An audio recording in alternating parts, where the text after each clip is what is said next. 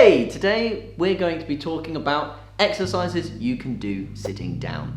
One for our legs, one for our upper body, and one more so for our spine today. So, firstly, we're going to go one leg at a time.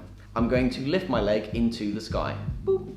Now, that might be enough of just holding this position to get your quads to fire off quite a lot. When we're in this position with our knee raised, we're going to activate our quads even more so by doing this. We're going to straighten out our leg with our toes flexed towards us. We're going to point our toes and straighten out our legs with pointy toes.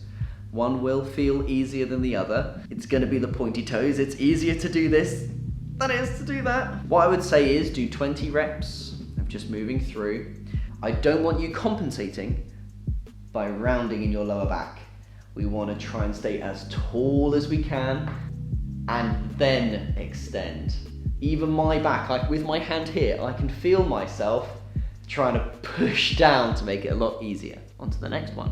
So this second one is for our shoulders. Because we're in a seated position, our shoulders are going to naturally want to slump forwards. Again, with our spine rounding over a bit more often, our shoulders are going to come forwards. With our arms crossed in front of us, where one hand is overlapped by the other, we start nice and close like we've got crossed arms. We're going to bring our elbows out to the sides with a right angle in our elbow. Then we're going to raise our arms up by rotating our shoulders like we're trying to wave like a robot. Then from here we're going to press our arms straight above us until we're all the way straight, reaching for the sky. Elbows come down to our sides, twisting back forwards again, hands come back in, and we finish with the other hand over the top. I start with my left arm over, I finish with my right. This is really good because not only are we getting the raise and control of pulling our shoulder blades back together, we're also getting good rotation, and then we're getting good full extension. A lot of range of motion through our shoulder. We want to take our time building up and slowly getting into beautiful range of motion with our shoulders. Third one. Now with our third one, it's focusing on our spine. A little bit tough to explain. With a nice tall spine to start, we're going to completely do one side and then we're going to do the other.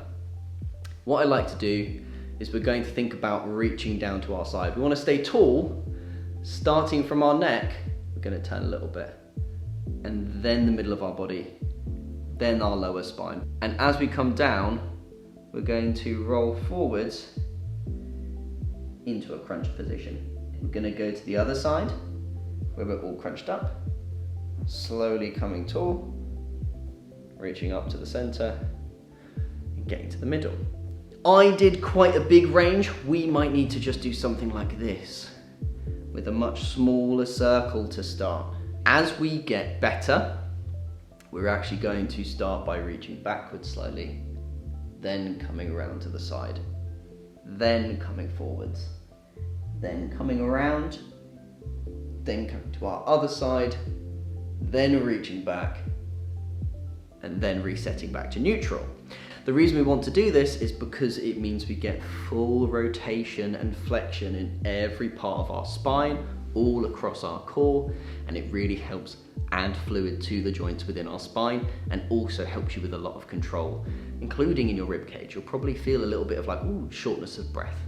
Obviously, I've only rotated one way, but then what you do is you're going to be leaning backwards, squeezing down to the other side, rotating forwards, rounding over, coming round to our left side, reaching up, rotating back, coming to neutral. And that's it. That's our 3 exercises for today. We did a shoulder one, a leg one, and also our spine, core, and rotational ability. Drop us a like to send us some love, and also you can go and follow us on other social media. That'd be really helpful. Bye guys.